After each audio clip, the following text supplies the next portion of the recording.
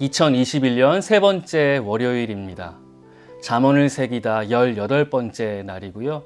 오늘 잠언 18장의 말씀을 필사하는 날인데 그 가운데 1절과 2절 두 구절의 말씀을 이 시간 함께 묵상하기 원합니다.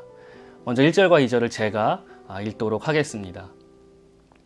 무리에게서 스스로 갈라지는 자는 자기 소욕을 따르는 자라 온갖 참 지혜를 배척하느니라. 미련한 자는 명철을 기뻐하지 아니하고 자기의 의사를 드러내기만 기뻐하느니라. 1절과 2절에서 공통적으로 쓰인 단어가 있습니다. 바로 자기인데요.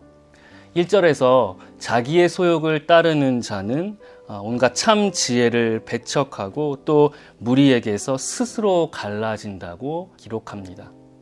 공동체와 하나 되는 것도 그리고 공공의 덕을 세우는 것도 자기가 더 먼저이기 때문에 자기의 뜻과 소욕을 먼저 따른다는 것입니다.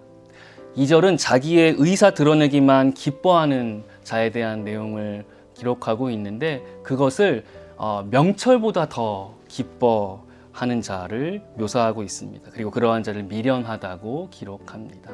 왜냐하면 자신의 판단이 제일이라고 그것이 전부라고 생각하기 때문인데요. 우리는 이런 사람들을 가리켜서 자기중심적이라고 표현합니다.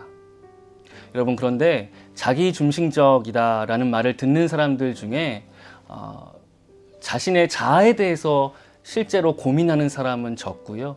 자기중심적이란 말을 듣지 않는 사람들 중에서 오히려 자아에 대해서 고민하고 진지하게 성찰하는 이가 많다는 것, 참 흥미로운 아이러니가 아닐 수 없습니다. 이 전자와 후자를 가르는 차이가 자신에 대한 고민인데 대개 이 자아 성찰은 사람 자체와 또 타자에 대한 고민으로 이어지게 마련이기 때문입니다. 자기가 타자와 관계를 맺는 방식도 우리가 두 가지로 나누어서 생각해 볼 수가 있는데 바로 대상적인 관계와 상대적인 관계입니다. 대상과 상대, 한글로 보면 단순하게 앞뒤에 글자를 바꾼 것에 불과하지만 한자로 그 뜻을 풀어보면 큰 차이가 있습니다. 먼저 대상은 마주하여 잡아낸 모양이라는 말인데요. 마주해서 잡아낸 그 행위 자체도 주체가 하는 일이고 또 그 모양도 주체 안에 있음을 의미합니다. 쉽게 말해서 내가 무엇을 대상으로 대할 때 시각과 청각과 또 촉각의 행위도 내가 하는 것이지만 내 망막과 고막과 피부가 잡아낸 그것을 근거한다는 뜻을 갖고 있습니다.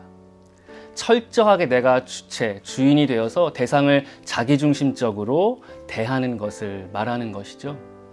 나만 홀로 주체가 되고 나를 둘러싼 모든 다른 이들, 공동체와 세계조차도 객체로 대상화 시켜버립니다. 바로 주객 관계를 말하는 것이죠.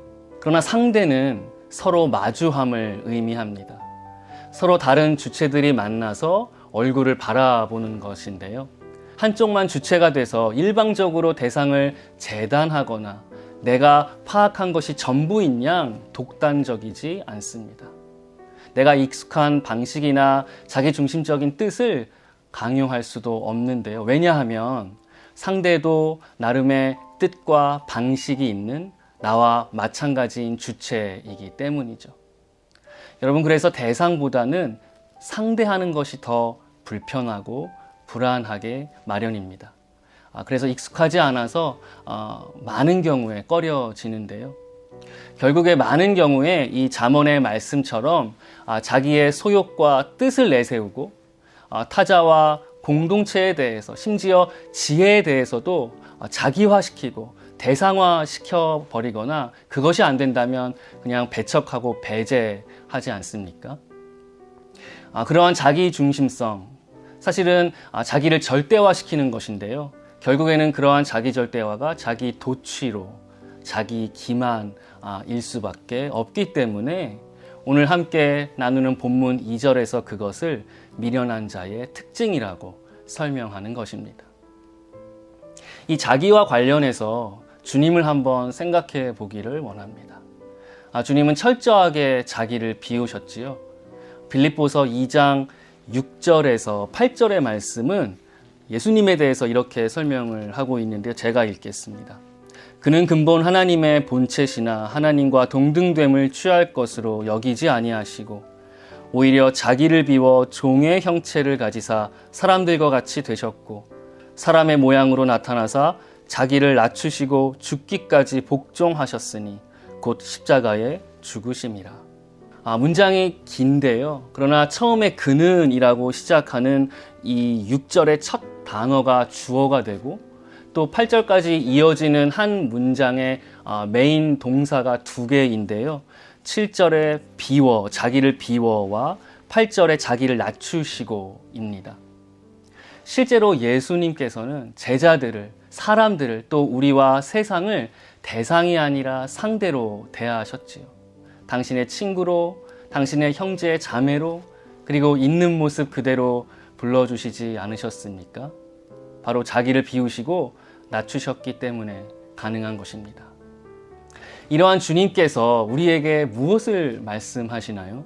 마태복음 16장 24절에서 누구든지 나를 따라오려거든 자기를 부인하고 자기 십자가를 지고 나를 따를 것이니라 라고 말씀하셨지요. 그러니까 그리스도인으로서 내가 할 일은 자기 소욕과 뜻을 고집하고 자기 중심적으로 그것이 전부인 양 타자와 공동체에 대하여 세상을 대상화하는 것이 아니라 오히려 반대로 자기를 부인하고 자기 십자가를 지는 것, 타자와 세상을 상대로서 존중하고 마주하는 것입니다. 그것이 주님이 우리에게 먼저 행하신 그분의 사역일 뿐만 아니라 동시에 그 주님을 따르는 길이기 때문입니다. 바라기는 자기를 비우고 낮추셔서 십자가까지 마다하지 않으신 그 주님을 본받는 저와 여러분이 되시기를 축원합니다. 그것이 우리를 향하신 아버지의 뜻이며 이 땅을 사는 저와 여러분 모든 그리스도인들의 지혜이자 능력인 줄로 믿습니다. 기도하겠습니다. 주님, 자기를 넘어서는 그리스도인으로 살기를 원합니다. 그것이 우리를 위하여, 우리를 향하여 우리 가운데 예수 그리스도께서 행하신 사역이며 그리고 또한 우리에게 명하신 아버지의 뜻인 줄로 믿습니다.